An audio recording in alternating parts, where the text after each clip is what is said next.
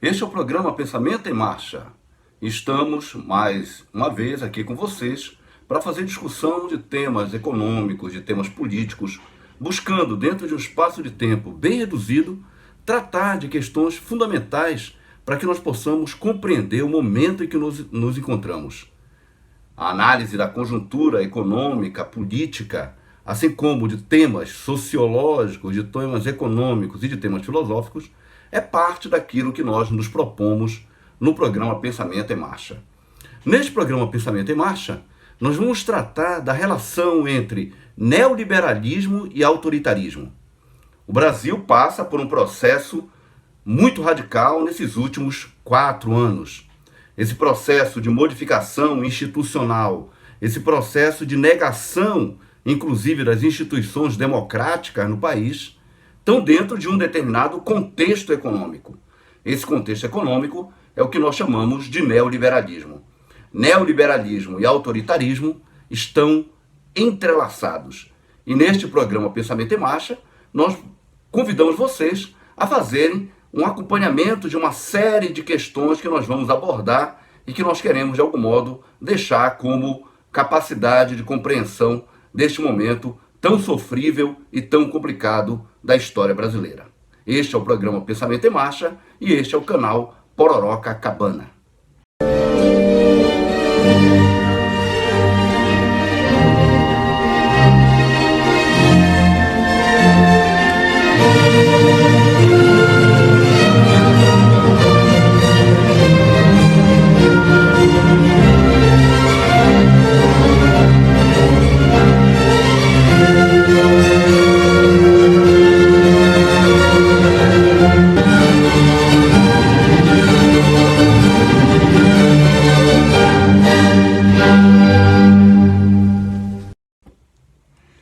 Este é o programa Pensamento em Marcha e nós vamos buscar tratar da relação entre neoliberalismo e autoritarismo. O que é o capitalismo? O capitalismo ele é uma relação social de produção baseada na exploração do trabalho humano. Essa forma de exploração do trabalho humano, nós já vimos em outro momento, ela se chama de assalariamento. Ao longo do século XX, o capitalismo passou por 3 grandes momentos que devem ser temporizados por nós. O primeiro momento do capitalismo, aquele que vai até um terço do século XX, até 1930, foi um momento onde o capitalismo estabeleceu um desenvolvimento muito rápido das chamadas forças produtivas, das tecnologias.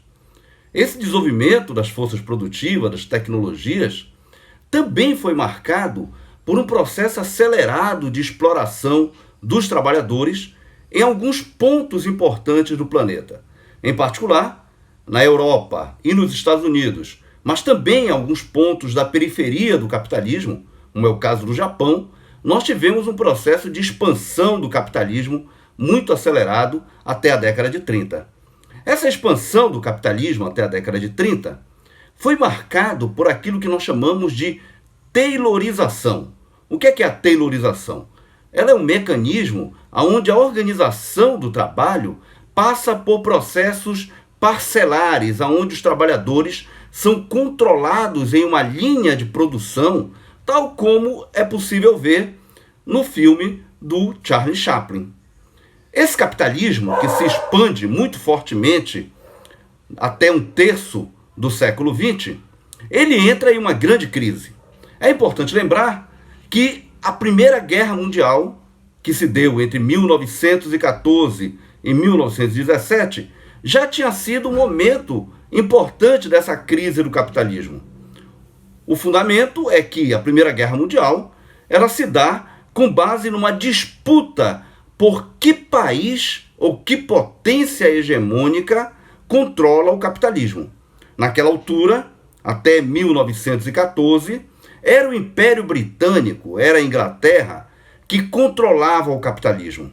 Entretanto, a disputa intensa entre capitais, tanto norte-americanos, quanto ingleses, quanto alemães em ascensão, fez com que se caminhasse para uma guerra fratricida, uma guerra onde uma quantidade grande de trabalhadores morreram naquela altura. 5 milhões de pessoas morreram em função da Primeira Guerra Mundial. A Primeira Guerra Mundial, como nós sabemos, antecipa também uma pandemia enorme, que é a chamada gripe espanhola, onde aproximadamente 60 milhões de pessoas são ceifadas com a gripe espanhola. Esse capitalismo, entretanto, ele mantém a mesma lógica após a Primeira Guerra Mundial, que era uma lógica onde o elemento de liberalização era muito forte, onde a presença das relações econômicas impondo sobre os interesses dos trabalhadores um peso muito forte, era algo muito expressivo. Em 1917 ainda, ocorre um fenômeno importante, que é um processo revolucionário que ocorre especialmente na Rússia. Entretanto, ocorrem outras disputas em outras partes da Europa. A Revolução Russa, e que possibilita o surgimento de uma sociedade chamada União das Repúblicas Socialistas Soviéticas, ela vai ter um peso importante no processo que nós teremos do capitalismo e das relações econômicas mundiais posteriores. Até 1930, e após a Primeira Guerra Mundial e após a Revolução Russa, o capitalismo ele se acomoda dentro de uma condição onde existem fundamentalmente duas grandes potências econômicas e hegemônicas a nível mundial: os Estados Unidos e a Inglaterra. A Inglaterra em processo de descenso, em processo de declínio econômico, e ao mesmo tempo começa novamente a haver um processo crescente de disputa geopolítica por parte da Alemanha e também por parte do Japão a nível da Ásia. Esse capitalismo, em 1930, ele entra em uma grande crise, a chamada crise de 1929. A recessão de 29, ela é basicamente marcada por um processo de diminuição das taxas de lucro e das taxas de crescimento econômico a nível mundial. Entretanto, o epicentro da crise de 1930 está nos Estados Unidos. Os Estados Unidos, a produção automobilística norte-americana declina em quase 1/3. Ao mesmo tempo, também, boa parte da estrutura industrial norte-americana entra em enorme crise. Essa crise de 1930, como epicentro, nos Estados Unidos, entretanto, se manifestando também em partes da Europa, como a Inglaterra, como a França, como a Alemanha, acaba levando a dois elementos de disputa muito importantes. Primeiro, existe uma nova consensualidade econômica em torno daquilo que vai se chamar de keynesianismo. Não há como mais retirar o capitalismo da crise profunda que se tinha se não houvesse um determinado tipo de ação econômica, onde a ação do Estado, juntamente com um novo tipo de acordo econômico em cada uma dessas nações capitalistas, possibilitasse uma determinada saída do capitalismo daquela crise. Entretanto, é a Segunda Guerra Mundial, que se inicia em 1939, o marco fundamental de solução econômica para aquela profunda crise que o capitalismo adentra a partir de 1930. Essa crise econômica, política e social que o capitalismo adentra a partir de 1930, ela se estabelece, ela se desenvolve e ela evolui até a Grande Guerra, a Segunda Guerra Mundial. Como nós sabemos, a Segunda Guerra Mundial ela tem pelo menos 3 componentes de interação muito expressivos e que devem, de algum modo, ser analisados. Primeiro, elemento de expressão muito forte é que a Segunda Guerra Mundial ela é, a exemplo da Primeira Guerra, uma disputa também geopolítica, uma disputa em torno de que determinada potência, em termos de Estado econômico, vai controlar os destinos do capitalismo desde então. Obviamente que aí a disputa entre a Alemanha, Estados Unidos e Japão, e agora uma nova potência em questão, a União Soviética, mas dentro de um outro campo, que não o campo capitalista, coloca, portanto, uma nova disputa, um novo quadro de disputa nas relações sociais, econômicas e geopolíticas mundiais. Entretanto, um segundo ponto fundamental é que a Segunda Guerra Mundial, ela é, por assim dizer, uma tentativa do conjunto dessas relações econômicas de buscar reestabelecer o investimento em grande escala. De fato, desde da recessão de 1930, o capitalismo não consegue estabelecer taxas de lucro e taxas de crescimento econômico muito expressivos. E isso nos leva até a beira da Segunda Guerra Mundial. Será somente durante a Segunda Guerra Mundial que tu terás uma recuperação das taxas de lucro e de crescimento econômico muito expressivos, entretanto, em um determinado polo da economia mundial. Obviamente, a Europa, que vai estar envolta no processo de guerra muito intensa, ela, ao mesmo tempo que vai ter estímulo sob o ponto de vista da economia bélica, ao mesmo tempo ela vai estar sendo destruída, vai estar sendo destroçada pelo processo de guerra. No caso dos Estados Unidos, ele vai, por assim dizer, ter um duplo ganho. Ao mesmo tempo em que ele vai ter um esforço de produção bélica destinado a fornecer armamentos, destinado a fornecer créditos de guerra, inclusive, para os países europeus, ele vai estar protegido da guerra. Ele não vai ter, portanto, a desvantagem do processo de destruição e, mais do que isso, ele vai ter a vantagem de um enorme estímulo econômico naquela altura. Vai ser esse estímulo econômico fantástico decorrente da Segunda Guerra Mundial que vai fazer com que os Estados Unidos se torne o polo central da economia capitalista do pós-guerra. E, por fim, existe um terceiro elemento que tem que ser considerado. Durante todo esse período, desde do final da década de 30 até o final da Segunda Guerra Mundial, tu vais ter um gigantesco estímulo econômico em termos tecnológicos. As alterações tecnológicas, e que vão ser muito estimuladas pela guerra, vão ser um componente fundamental para se pensar a fase seguinte, quer dizer, o pós-Segunda Guerra. No pós-Segunda Guerra, muitas das tecnologias que foram embrionariamente concebidas durante a Segunda Guerra, diga-se de passagem, o celular que nós estamos utilizando, ela é uma tecnologia já estabelecida durante a Segunda Guerra Mundial. Esse conjunto tecnológico, juntamente com os outros dois componentes, o componente geopolítico e o componente de concentração de poder econômico nos Estados Unidos, vão nos dar a configuração do capitalismo no imediato pós-guerra.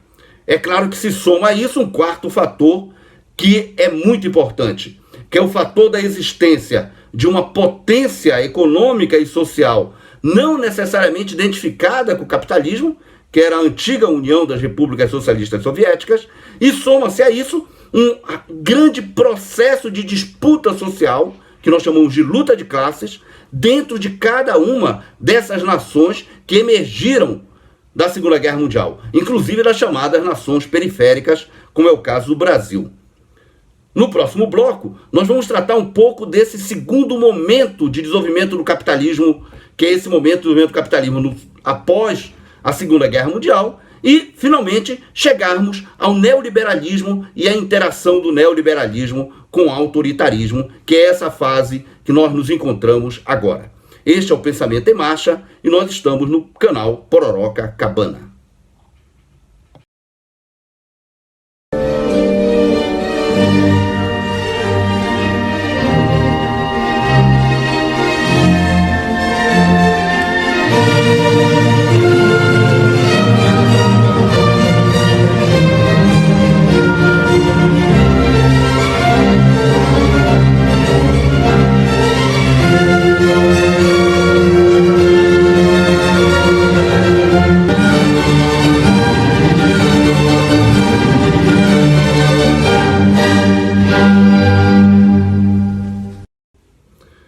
Este é o programa Pensamento em Marcha e nós estamos conversando com vocês sobre neoliberalismo e autoritarismo.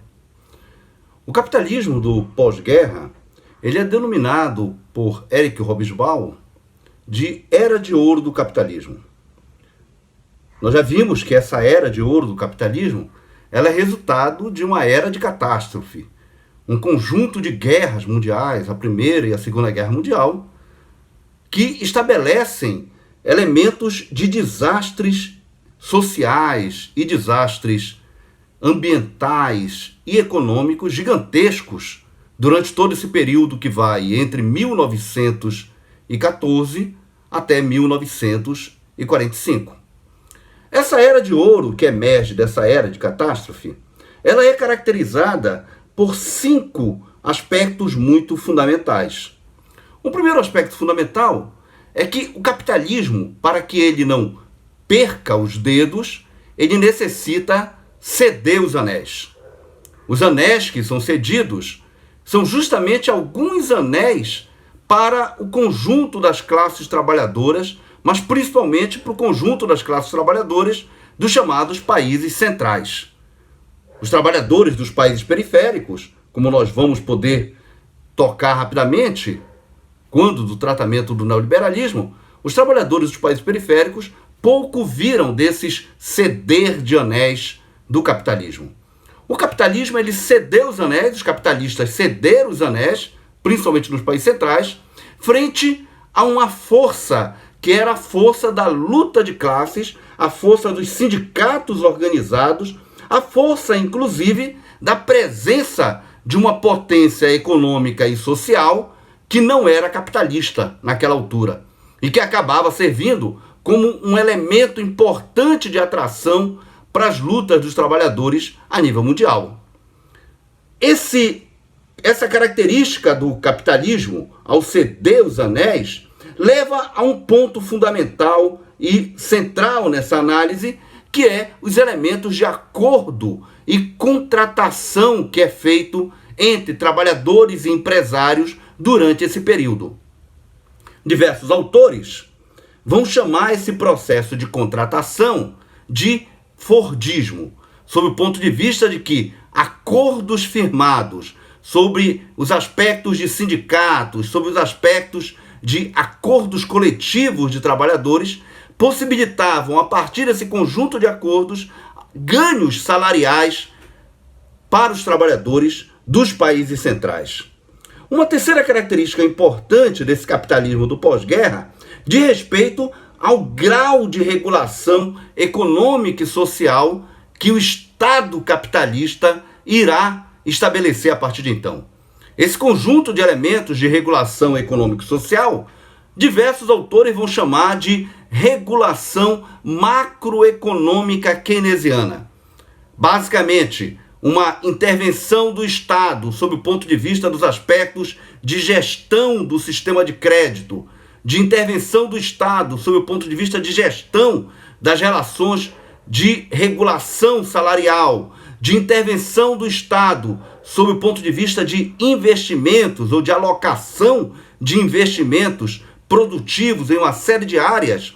Isso tudo vai compor elementos importantes de como o Estado ele vai estar intervindo e vai estar intervindo tanto sob o ponto de vista dos interesses da acumulação de capital, já que o Estado ele serve aos interesses basicamente do capital, dos capitalistas, entretanto, em função daqueles pontos que nós já falamos anteriormente, da luta de classes, da presença forte dos sindicatos, uma parte dessa regulação do Estado também vai estar voltada a elementos de interesse dos trabalhadores. É o que vai se denominar especialmente o chamado Estado Previdenciário ou Estado de Bem-Estar Social. A Previdência Social Pública vai ser um ponto importante da intervenção do Estado na maior parte dos países europeus do pós-guerra. Como também vai ser importante a intervenção do Estado sob o ponto de vista dos componentes de reprodução social dos trabalhadores, garantindo elementos como condições de moradia, garantindo elementos como condições básicas sob o ponto de vista tanto econômico como também cultural para uma parte importante da classe trabalhadora europeia. Esses 4 elementos característicos desse capitalismo do pós-guerra vai se somar a um outro ponto importante, que vão ser as elevadas taxas de crescimento econômico no pós-guerra.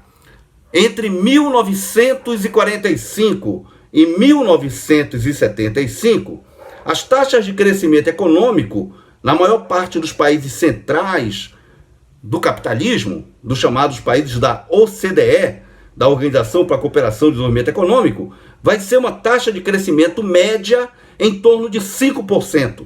Para vocês terem uma ideia como isso é expressivo. No período entre 1914 e 1945, a taxa de crescimento média foi de somente 2%, desse mesmo conjunto de países. Portanto, a característica econômica de crescimento econômico muito expansivo vai se somar, portanto, àqueles outros conjuntos de elementos. E, além desses elementos, haverá ainda um ponto a ser considerado, que é o elemento dos aspectos de dinâmica tecnológica. Como nós já chamamos a atenção, a própria Segunda Guerra, ela foi um componente de estímulo tecnológico muito expressivo. E isso vai se tornar mais evidente e o uso dessas tecnologias no pós-Segunda Guerra Mundial.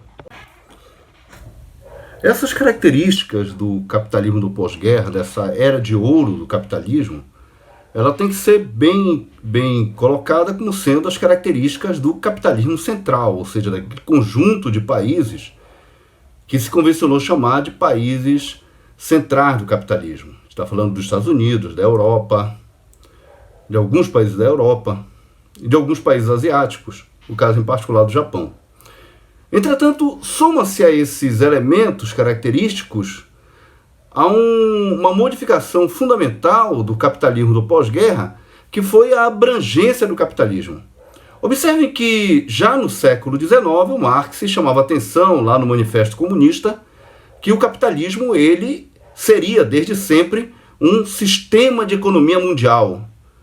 Ou seja, o capitalismo ele exigiria a sua expansão para todo o planeta. Rosa de Luxemburgo, uma marxista alemã, ela também chamava atenção para que somente com a existência das chamadas sociedades coloniais e semicoloniais, somente com a existência dos chamados países periféricos, é que o capitalismo central conseguiria prosperar. E é isso que ocorre após a Segunda Guerra Mundial. Após a Segunda Guerra Mundial, a expansão do capitalismo se dá em todo o planeta. Países como o Brasil, a América Latina como um todo, uma parte considerável da Ásia, uma parte da África, elas são colocadas para dentro do jogo capitalista a nível mundial. Diga-se de passagem, falar em processo de mundialização do capitalismo, de fato, somente é possível falar nesse período pós a Segunda Guerra Mundial, já que, antes desse período, uma parte considerável dos países, das nações periféricas, elas eram basicamente fornecedoras de recursos naturais, como vão continuar após a Segunda Guerra, entretanto, eram ainda mais secundárias no conjunto desse jogo econômico que nós chamamos de capitalismo. Esse processo de adesão da maior parte do planeta ao capitalismo, portanto, expandindo as relações econômicas capitalistas para um conjunto muito expressivo de países no planeta e fazendo com que os elementos de jogo de concorrência econômica internacional se tornem muito severos e muito expressivos, é que vai fazer com que, a partir da década de 70, o capitalismo passe a se expressar como sendo um processo basicamente de relações econômicas internacionais intensas. Aquela era de ouro do capitalismo, ela vai ter alguns elementos de expressão nesses países periféricos, em particular alguns países importantes, como é o caso do Brasil, do México e da Argentina, vão ter também taxas de crescimento econômico expressivos. No caso brasileiro, no período que vai de 1950 até 1980, nós vamos ter taxas de crescimento econômico próximos a 8% em termos médios, o que vai fazer com que o Brasil passe a ter um destaque determinado nas relações econômicas internacionais. O que vai acontecer a partir da década de 70 e muito mais expressivamente a partir do final daquela década e do início da década de 80? Vai ser uma ruptura com aquele modelo econômico que tinha saído da Segunda Guerra Mundial. A Era de Ouro, nos termos do Hobsbawm, vai dar origem a uma era de desmoronamento do capitalismo. O capitalismo ele vai passar por uma crise muito profunda na década de 70 até a década de 80, e a partir da década de 80, tu vais ter uma série de alterações a nível do capitalismo mundial, mas que também vai incidir muito fortemente sobre as sociedades periféricas. Todos aqui se lembram de Ronald Reagan e de Margaret Thatcher. O que vai acontecer basicamente a partir da década de 80? Nós vamos ter ali um conjunto de 7 alterações muito fortes. Uma primeira alteração muito expressiva vai ser a retirada dos elementos de regulação social sob o ponto de vista da intervenção do Estado. O Estado ele vai retirar uma série de elementos de direitos sociais que até então estavam sob os interesses dos trabalhadores, e tu vais ter uma perda de direitos sociais muito expressivas em uma série de países. O caso dos Estados Unidos e da Inglaterra são 2 exemplos muito peculiares. Tanto no caso da Inglaterra, da Margaret Thatcher, quanto no caso dos Estados Unidos, do Ronald Reagan, essa retirada de direitos sociais vai fazer com que haja uma precarização muito forte das condições de vida dos trabalhadores desses países, mas que também vai se estender aos demais. Um segundo elemento importante é que também aí, a partir daquele momento, tu vais ter uma desregulação econômica muito expressiva, sob o ponto de vista do chamado setor financeiro. O sistema de crédito mundial, que até então era regulado, e tu tinhas instrumentos que tinham sido criados no pós-guerra, em particular o chamado Acordo de Bretton Woods, e também regulamentos em torno dos chamados Acordos de Basileia, em termos da regulação dos setores financeiros, tudo isso vai cair a partir daquele período. Uma terceira alteração fundamental, e essa tem a ver com o interesse dos trabalhadores diretamente, de respeito a um amplo processo de compressão das taxas salariais.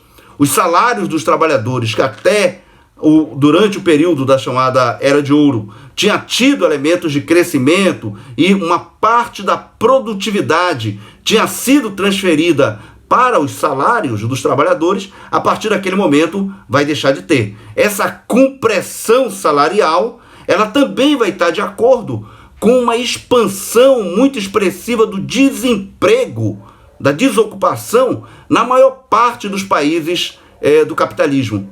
Essa desocupação, ela vai fazer com que aumente o chamado exército industrial de reserva.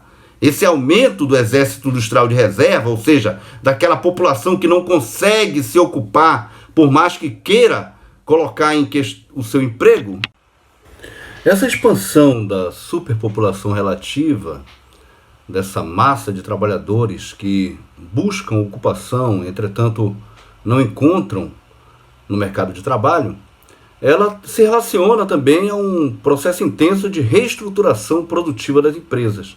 As empresas, a partir daquele momento, a partir da década de 90, tanto se utilizando de novas tecnologias, tais como a robótica, tais como a utilização de sistemas chamados sistemas numéricos de produção, como também se utilizando de novas formas de organização do processo de produção, inclusive também mediante a subcontratação, a terceirização de uma parte considerável dos trabalhadores, estimulará o processo de desocupação no mundo inteiro. Então terás aí a formação de uma superpopulação relativa, característica do capitalismo desses últimos 40 anos.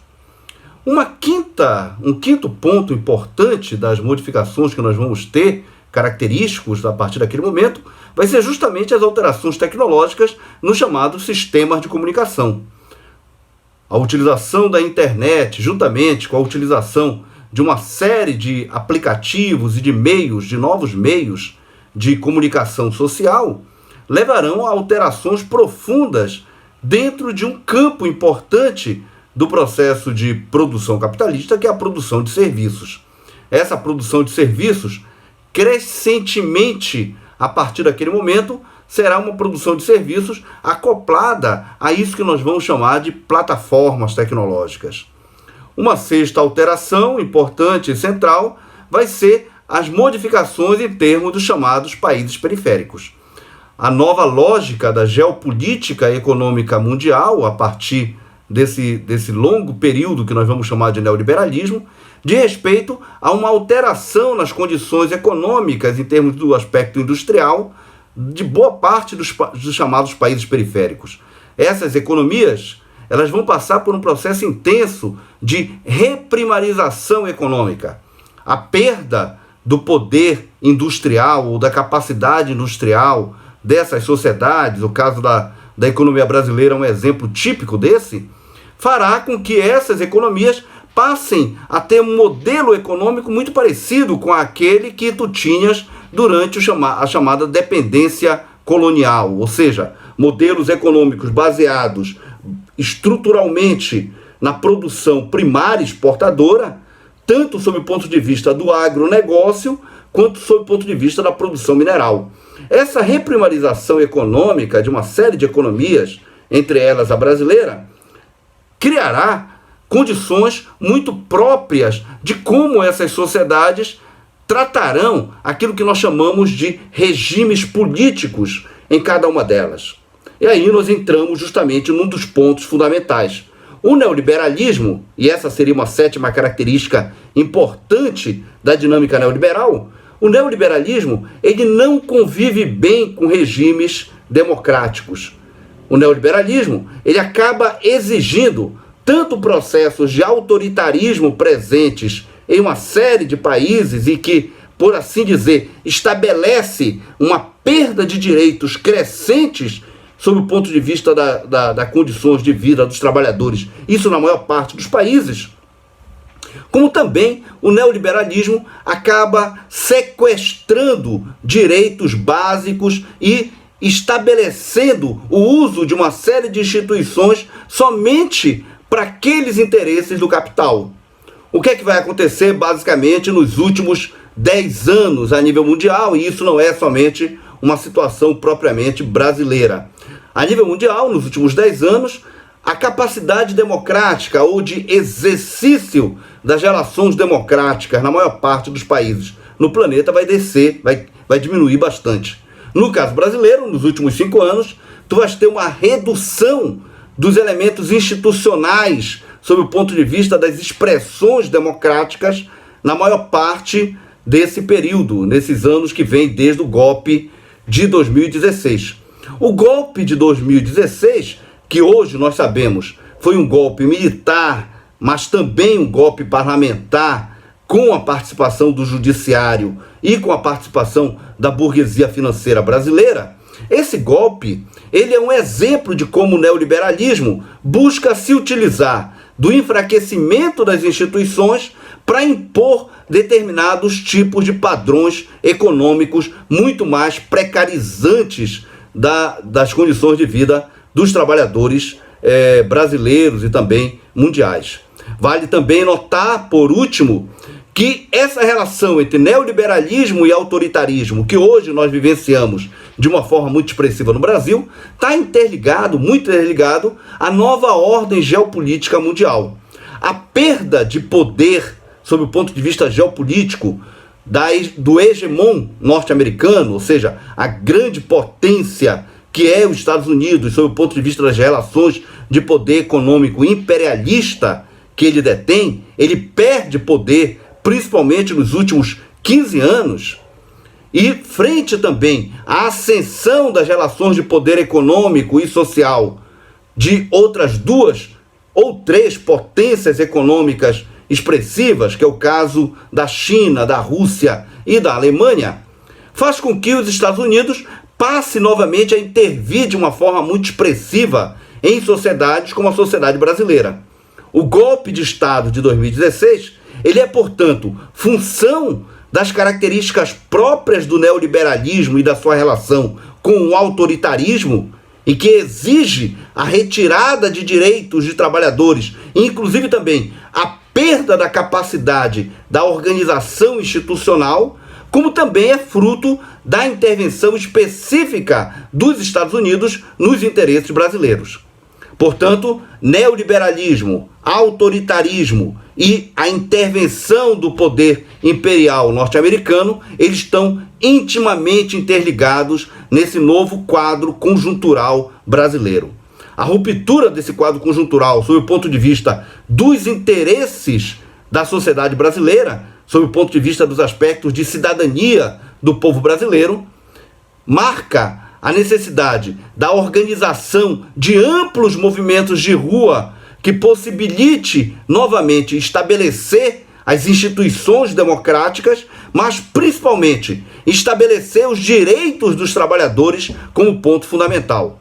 Nesse sentido, é urgente sim a recriação do Ministério do Trabalho, é urgente sim fazer com que a emenda constitucional 95, a chamada emenda do teto dos gastos, seja revogada, já que ela não serve aos interesses da sociedade brasileira, em particular aos interesses dos trabalhadores brasileiros. A revogação da lei complementar 13.467, a chamada reforma trabalhista, que na verdade é uma reforma contra os interesses da sociedade brasileira, os interesses dos trabalhadores, é um outro ponto fundamental. Aliado a isso, é necessário uma reorganização da dinâmica econômica do país. Claro que tudo isso terá que ser feito contra as proposições neoliberais e contra o autoritarismo. Portanto, somente o estabelecimento de um Estado democrático de direito e o estabelecimento de um novo padrão econômico-social voltado aos interesses da classe trabalhadora brasileira é que poderá barrar a continuidade dessa lógica de interligação entre neoliberalismo e autoritarismo. Este foi o programa Pensamento em Marcha, no canal Pororoca Cabana.